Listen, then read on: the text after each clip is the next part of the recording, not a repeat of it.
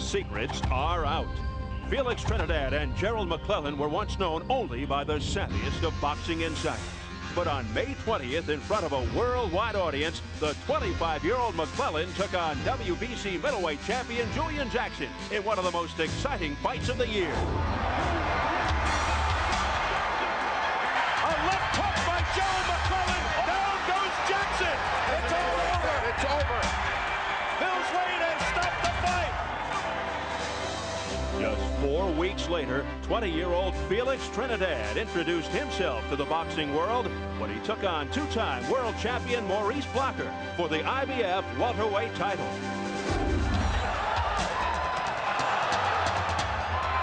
Left hook there by Trinidad, followed by a right. And down goes Blocker. We got a new rising superstar here in Trinidad. Tonight, boxing's 2 best-kept secrets are out and defending their titles for the very first time. Gerald McClellan is defending his WBC middleweight championship against Jay Bell. And Felix Trinidad, in his native Puerto Rico, is putting his IBF welterweight title on the line against Luis Garcia. It's live from Bayamon Coliseum in Puerto Rico on Showtime Championship Boxing.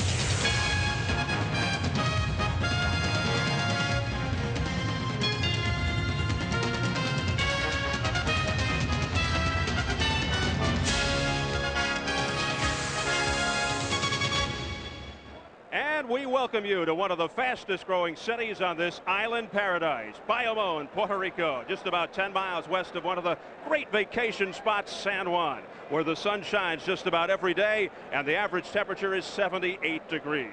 Tonight, the Ruben Rodriguez Coliseum, named after the recently retired Puerto Rican national basketball star, plays host to the Sweet Science.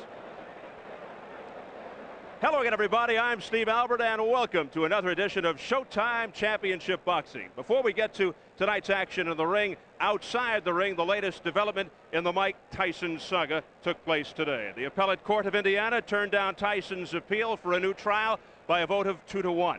One begins to wonder about the future of Mike Tyson. With that, let's bring in Mike Tyson's advisor and promoter, Don King. And Don, you and your camp seemed so confident that there would be enough evidence to grant Tyson a new trial. What is your reaction to this?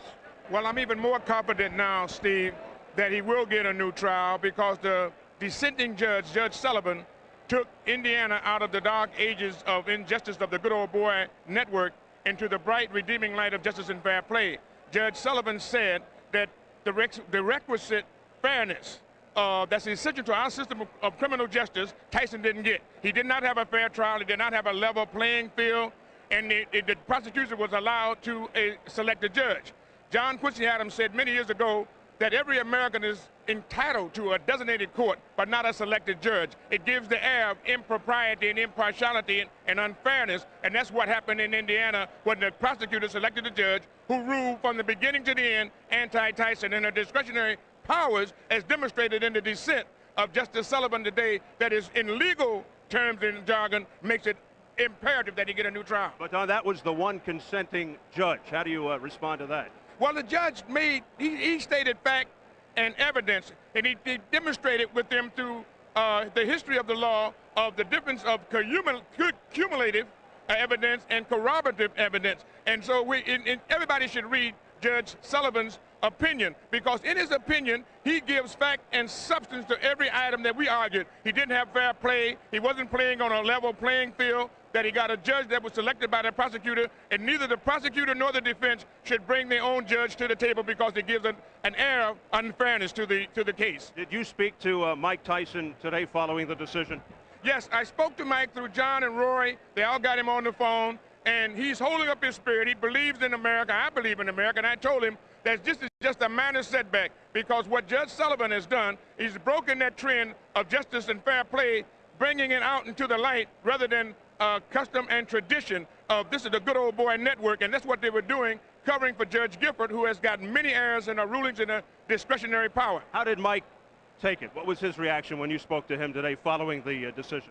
He was amazingly strong, because Mike knows that we always expecting nothing to come out of Indiana. But now we got hope, because now Indiana is demonstrating that they are a state with a heart, that they're moving into the 20th century and working toward the fairness and justice. And this is what we're all looking for here. And with what Judge Sullivan enunciated today and what his opinion in dissent, it is strong, because the majority opinion does not give fact about the case. They lambast the trial lawyer rather than giving the fact the substance. Now they got Mike Tyson languishing in jail. They made a ruling today that they will not allow any more prosecutors to select a judge in the future. What about in the past when Mike Tyson, you got injustice languishing in jail with Mike Tyson? It should be retroactive, because they all agree unanimously that it was wrong for the prosecutor to be able to select a judge. If they did that, why not then go retroactively and get Tyson out on bail and give him a new trial? Following this setback, where do you go from here? We go to the Supreme Court, because the worst thing that we were encountering was indecisiveness. When they didn't make any decision, that means we couldn't get no way to go. Now we got 20 days to go to the Supreme Court, and out of the Supreme Court, then we go into the federal court, where our system of jurisprudence is the best in the world. I love this country called America, and I believe in the system of jurisprudence. And I think that we have the best system in the world if it's not impeded or have an obstacle course of those who would aberrate from due process. Due process running its course, Mike Tyson will be out of jail and get a new trial. Don, thanks for joining us. I'm happy to be here. God bless America. All right, now coming up, a championship boxing doubleheader with a hometown twist. You'll be seeing rising superstar and IBF welterweight champion Felix Trinidad out of nearby Cupe Alto, Rio Piedras, making his first title defense against the #1 ranked Luis Gabriel Garcia out of Venezuela. In addition, another rising star, Gerald McClellan, makes his first defense of the WBC middleweight crown against slugger Jay Bell.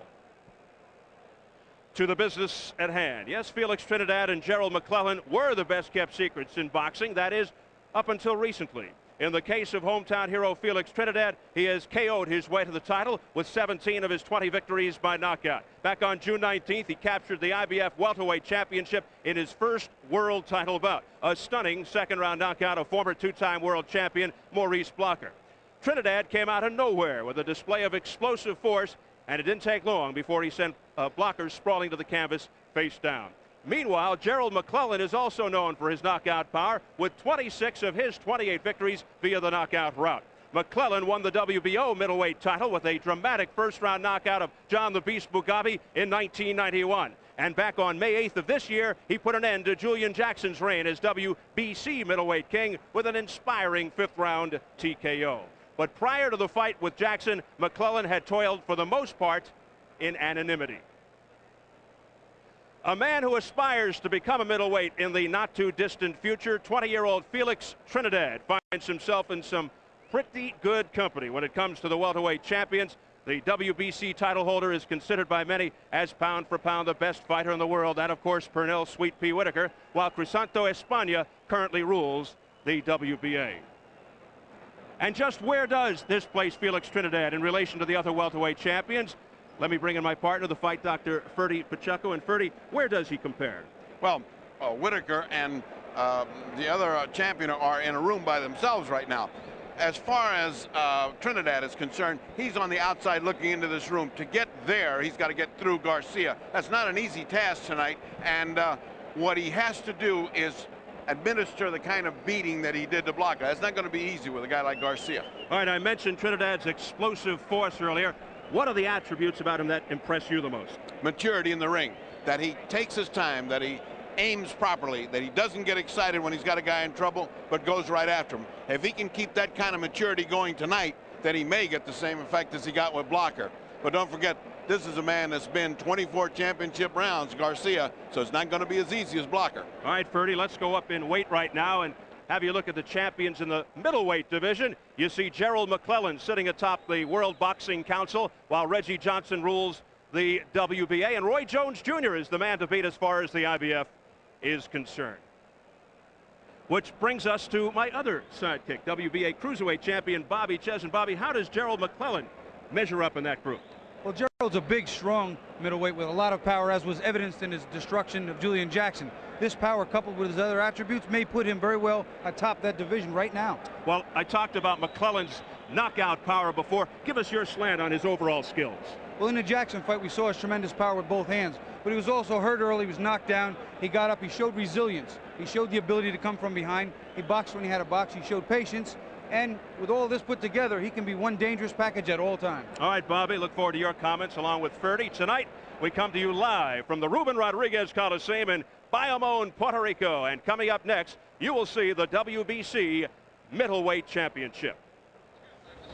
And let's go behind the scenes into the dressing room of the champion, Gerald McClellan, who told us of his disappointment in not being chosen for the '88 Olympic team, particularly after he soundly defeated Roy Jones Jr. at the Golden Gloves semifinals. But he has risen above that disappointment to become a world champion. Let's revisit that explosive matchup between McClellan and Julian Jackson. The fight was a dramatic shootout, and when the smoke cleared, Gerald McClellan was left standing holding the WBC middleweight title.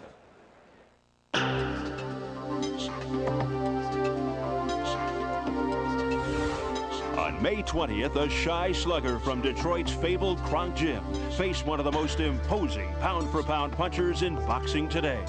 And everybody knew the fight between the challenger Gerald McClellan and the champion Julian Jackson for the WBC middleweight title was going to be a war. Two fighters punching that hard. I don't see a fight going 12 rounds. If the fight go 12 rounds, I don't think nobody be standing. But I think it's going to end maybe like 3 rounds. The atmosphere alone tells me that Gerald's going to come out banging. And whenever anyone comes out banging and leaves himself open, I'm going to be there to capitalize.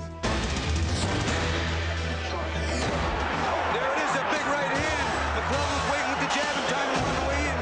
McClellan can bang, as we said. You got to look for this guy early. Here he is early. And Jackson is rocked in the opening minute of the fight. There's a big left hand by McClellan. Another big right hand right on the butt. McClellan landing with the heavy right. And Jackson beginning to answer back after a rugged first round.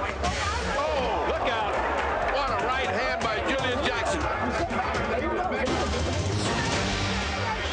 Jackson being frustrated by 25-year-old Gerald McClellan. Oh, there. Julian got a one right hand. Down goes Jackson. A left hook by Gerald McClellan almost sent him through the ropes. He is in serious trouble. His legs are not there. This fight could very well be over right this minute. And there's a minute left to go. Can McClellan finish him off? He's down again. He's not going to make this, Bobby. He's not going to make this. Julian Jackson doesn't know what he's done. It's over. Bill's Wade has stopped the fight. And Gerald McClellan has upset Julian Jackson. And he is the new WBC middleweight champion. I worked too hard, ran too many miles, made too many sacrifices. He had to kill me to keep that belt. On that hot Las Vegas night less than 3 months ago, Gerald McClellan was crowned the WBC middleweight champion of the world. Tonight, his reign in the ring begins.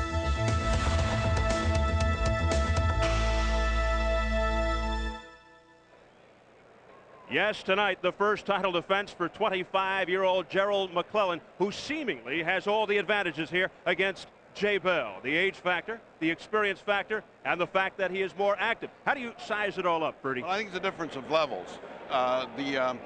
McClellan's at the top of the level, at the top of the heap. He's a champion of the world. And Bell is at the top of the local level. He's the top of Chattanooga, he's the top of Tennessee, but he is not at the same level. That equation usually ends with a champion winning handily. But you can't dismiss Bell's knockout record. 84% knockout ratio in 19 fights, not bad.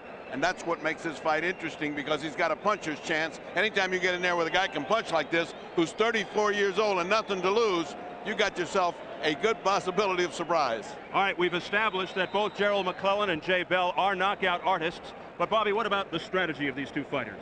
Well, I think the champion, Gerald McClellan, is going to come out fast and hard early. His challenger is almost a full decade at 34 years of age, his senior. So he may want to make him fight early, fight hard, and fight often, and tire him out and pressure him so they can knock him out in the late rounds. As far as Bell's concerned, he wants to try and get McClellan to maybe waste some energy, miss big punches early, and put a barrage together after the 5th round to try and wrestle that title from McClellan. You think we could see another fight like Jackson versus McClellan? Well, again, at age 34, I'm sure the challenger is very ready. He may not get another opportunity. I'm sure he's prepared to do battle early. And McClellan, which is stereotypical of all big punchers and good fighters, they want to unleash some of those bombs early. So we may very well have Jackson McClellan revisited. All right, could be fun. Let's take our first look at the challenger, Jay Bell, out of Chattanooga, Tennessee. His last fight over a year ago when he knocked out Ismael Negron in the second round. At 34, only 19 professional fights, winning 17, losing one with one draw, but 16 of his 17 wins by knockout.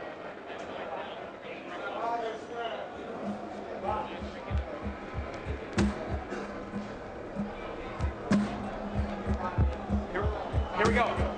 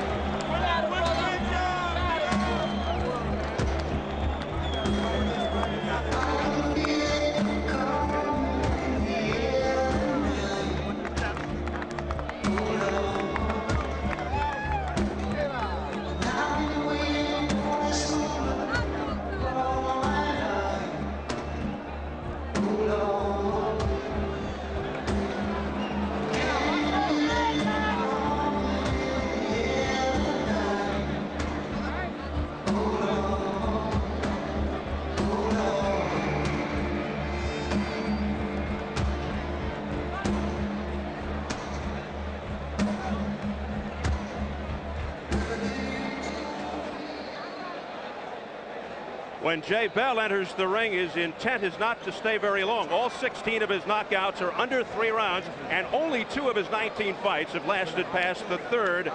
Bell has fought sporadically in 9 years, telling us that because of his knockout record, people are afraid to fight him. He blames the year-plus layoff since his last fight on promotional problems. That's Jay Bell. This is the champion. Gerald McClellan, who comes off that impressive 5th-round TKO of Julian the Hawk Jackson to win the crown this past May. McClellan, born in Freeport, Illinois, fights out of Detroit's Kronk Gym, trained by the highly regarded Emanuel Stewart. Stewart, of course, who has handled and trained several world champions, calls McClellan the best all-around fighter he's ever worked with. Quite a compliment for the man who trained 5-time world champ Thomas Hitman Hearns and is currently training Evander Holyfield.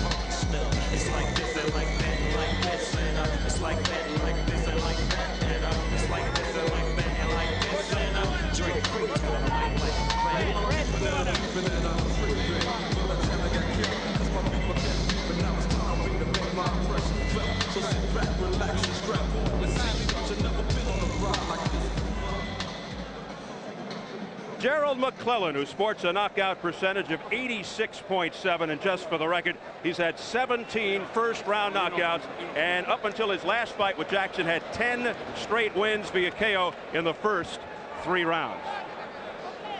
To the numbers, the tail of the tape, and right away the age difference jumps out at you.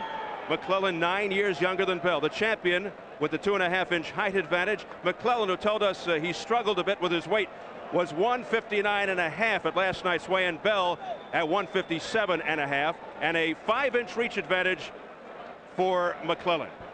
And to the WBC rules for this championship bout. The winner of each round gets 10 points. The loser gets 9 or less. 3 judges score the fight. There is no standing 8 count. No 3 knockdown rule. Only the referee can stop the fight. And a fighter cannot be saved by the bell except in the last round.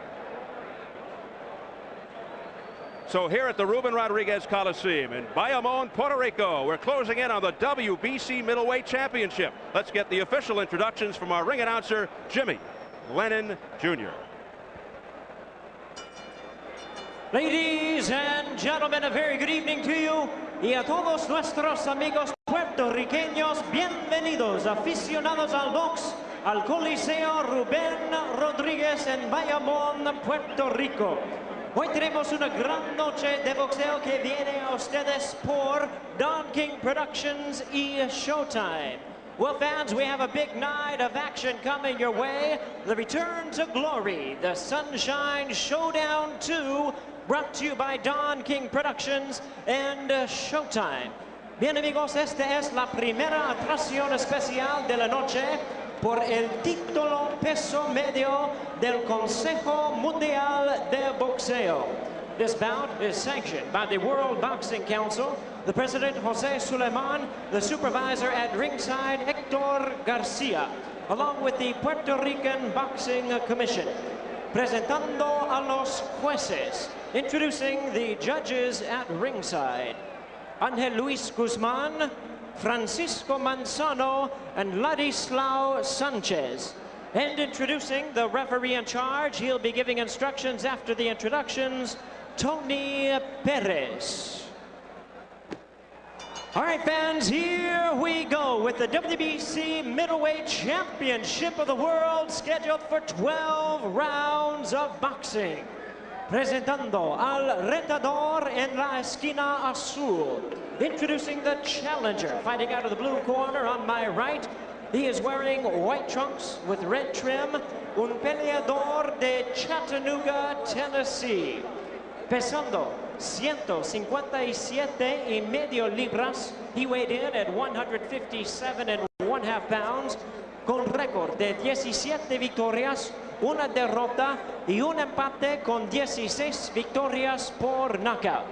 His record includes 17 wins, only 1 loss, 1 draw, with 16 wins coming by way of knockout.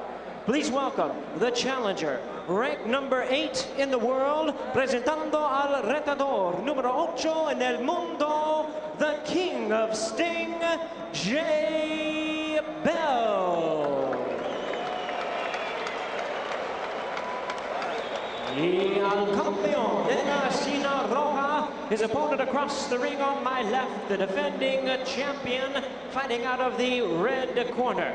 He is wearing gold trunks with red trim and is fighting out of Freeport, Illinois, and representing the world-famous Crunk Boxing Gym.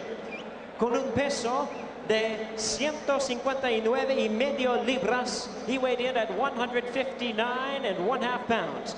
Tiene récord de 28 victorias y solamente 2 derrotas, con 26 victorias por knockout. His record, 28 wins, 2 losses, with 26 big wins coming by way of knockout. Welcome, the defending WBC middleweight champion of the world. Demos la bienvenida al campeón, the G-Man, Gerald McClellan. Once again, referee now to give instructions, Tony Perez. Okay, McClellan, you also have the instructions in the ring.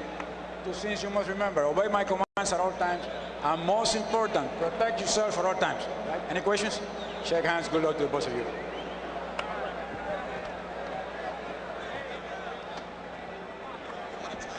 McClellan told us yesterday his biggest problem is making weight, having the weigh-in the night before, approximately 27 hours prior to the bell, as opposed to the morning of the fight. As with tonight's fight, a huge difference. McClellan told us he was 176 for Julian Jackson and John Mugabe. He put on 16 pounds for those fights following the weigh-in. This is round 1, scheduled for 12 for the WBC Middleweight Championship. Jay Bell in the white trunks, he's the challenger, and the trunk gold is the champion Gerald McClellan. Bell, a former defensive captain for the Howard High football team in Chattanooga, 150-pound linebacker, off the field an honors student. And look at this! A big left hook to the body, right in the solar plexus, it appeared to me. Jay Bell is sprawled out on the canvas. He cannot move. That's a shot right to the solar plexus that stops you. He either cracked the rib or he cannot move. One shot. Gotta be a record. Unbelievable. 29 seconds into the first round, he's counted out at that rate. He's still down. 19 seconds. And he's still down. And he's still down. Remember, those are kind of shots that take your leg out, that take your guts out. You can't get up if you want to get up. I mean, that's nothing but a terrifically placed shot. I believe the previous record was Julian Jackson over Ishmael McClellan, 50 seconds into the first round for a middleweight championship fight. And this should be a new world record as Gerald McClellan puts Jay Bell on the canvas. We'll get the official word momentarily, just seconds into the opening round. Well, I'd like to see that in a replay because it's got to be right on the button. He just mouthed and he said that was a great body shot. Did Bell on the ground. Now, that's an understatement. That was a colossal body shot. I've never seen it happen that good. I'll tell you what, I can't impress upon you enough the amount of strength you lose when you get hit dead in that solar plexus. All of the air leaves your body at once, and so does your strength. That shot by McClellan was almost as good as Nolan Ryan's. Well, I'll tell you what, in addition to what Bobby just said, it just short circuits all the nerves to your legs. Your legs don't move, nothing moves, and you go down, you stay just like he did. I mean, that was an unfortunate thing for Bell, not a reflection of even his starting ability. He didn't even get started before it was over with, and that is just too bad for him. Well, we mentioned the historical aspect. It may be the fastest KO in history. I read the world record book once. The fastest KO in history was 10.5 seconds. It was, I think, a middleweight bout, too. I think the guy's name was Teddy Baker. I could be wrong about that. 10.5 seconds into the fight, he hit the guy, dropped it, and the referee didn't even count, just waved it off. He was out. We did the Julian Jackson-Ishmael McClellan fight, and we were told that 50 seconds was the middleweight record, so we'll check all of this out, Bobby, and see the middleweight record or the middleweight championship record. And by the way, while we're far afield from that, he didn't look like he was 175, 176 pounds to become. Well, fortunately, we can look at it in different ways, Bobby. So let's take a look and see where exactly that super punch came from. That's the only thing you can call us. Now, let's just keep your eyes on McClellan's hands there. There goes over and a hook under. There it was. It was a tremendous counter. Left hook under. Well, let's take another look at it. Here's a better view, too, because you can see where he's slipping in. Boom, right underneath. Perfect. Right in the solar plexus. A very, very vulnerable spot. There's almost nothing you can do to stop it. And that's it. He's out. Well, let's take another look. And, I mean, if this isn't enough to convince you, then we all ought to pack up and go home because he just got a beautifully, perfectly placed. Here comes the hook right under there. Actually, that looked to be slightly under the rib cage as opposed to the plexus, but I saw Glenn McCrory, a cruiserweight, get knocked out by Lampkin with the same punch. Just couldn't get up. Anywhere in that general direction is where that plexus of nerves are, and that will put you on the canvas to stay. Bertie and Bobby, we just did receive a word that this indeed was, as we thought, the fastest knockout in middleweight championship history. Let's get the official announcement and the official time from Jimmy Lennon Jr.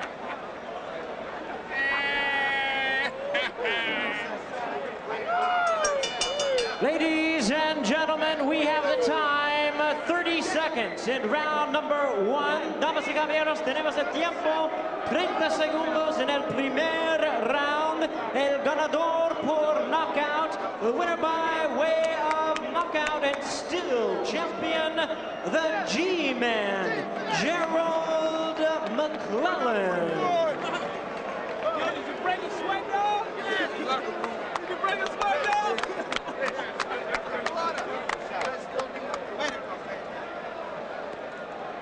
All right. So Gerald McClellan with the fastest knockout in middleweight championship history, 30 seconds. His first title defense after the stunning 5th round TKO over Julian the Hawk Jackson back on May the 8th to win the WBC middleweight title. I mean, Bobby, Jay Bell never even had a chance to get himself set He came out, he looked prepared, he looked ready to do battle, but the shot was so perfect and so quick, it just didn't happen. As McClellan goes to 29-2 with 27 knockouts.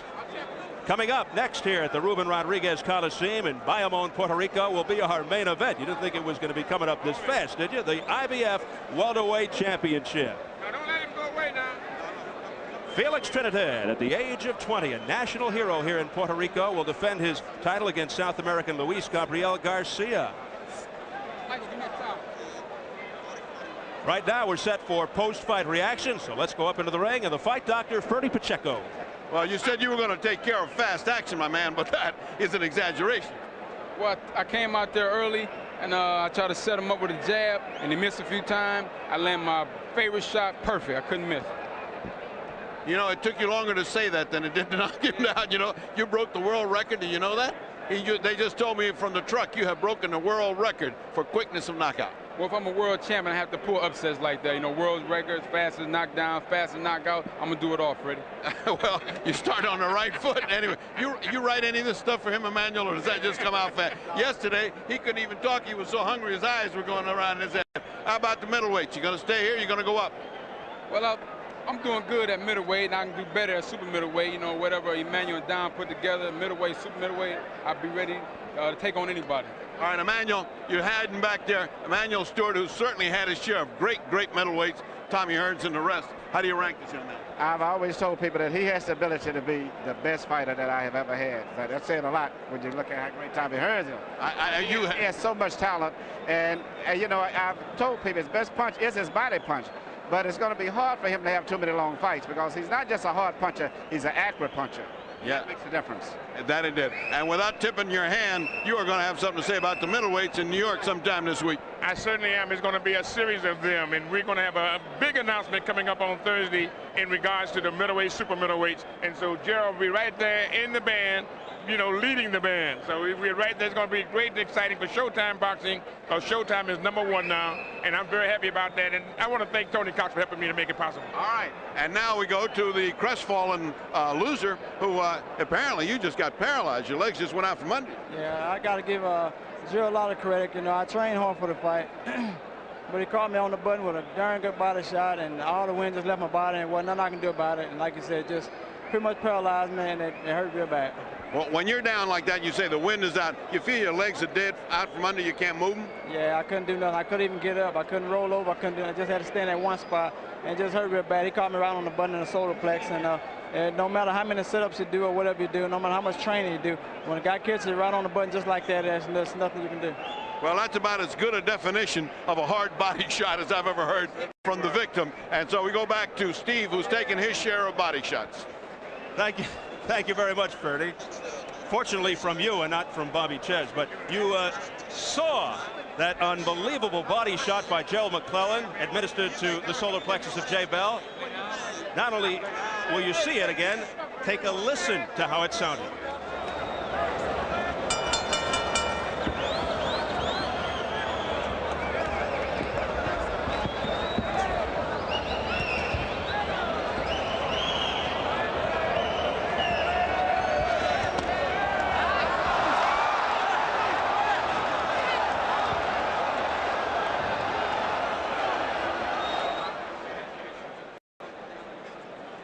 Might go, Steve. Yes, a left to the solar plexus of Jay Bell, and it was all over. 30 seconds into the opening round. That is the fastest knockout in middleweight championship history. The old one was Julian Jackson over Ismael Negron, 50 seconds into the first round, of fight we also did here on Showtime. So we're here at the Ruben Rodriguez Coliseum in Bayamon, Puerto Rico, the scene for tonight's installment of Showtime Championship Boxing. The main event upcoming, featuring Felix Trinidad and Luis Garcia for the IBF welterweight title. Well, we just watched Gerald McClellan do some quick work.